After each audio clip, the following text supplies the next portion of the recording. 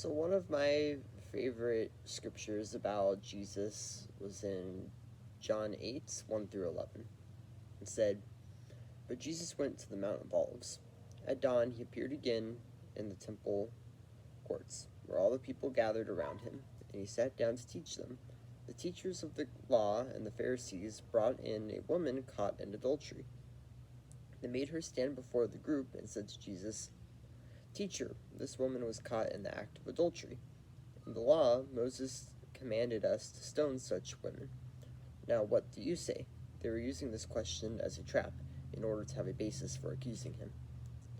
But Jesus went down and started to write on the ground with his finger. When they kept on questioning him, he straightened up and said to them, 'Let any one of you who is without sin be the first to throw a stone at her.'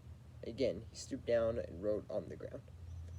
At this, those heard began to go away, one at a time, older ones first, until only Jesus was left, with the woman still standing there. Jesus straightened up and asked her, 'Woman, where are they? Has no one condemned you?' 'No one, sir,' she said. 'Then neither do I condemn you,' Jesus declared. 'Go now and leave your life of sin.'"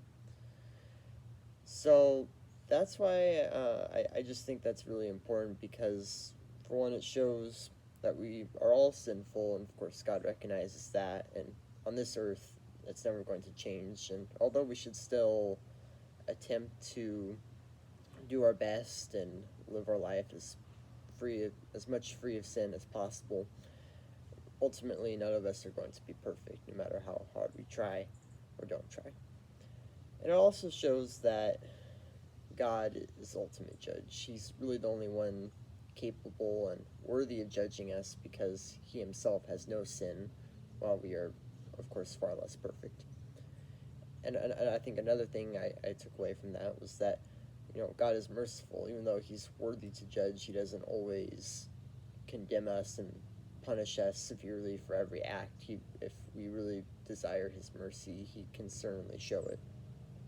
And oftentimes people will not be as merciful, and even when people desire mercy and that's what's appropriate, people have their own intentions. They may want revenge or have a bias against the person, or whatever else.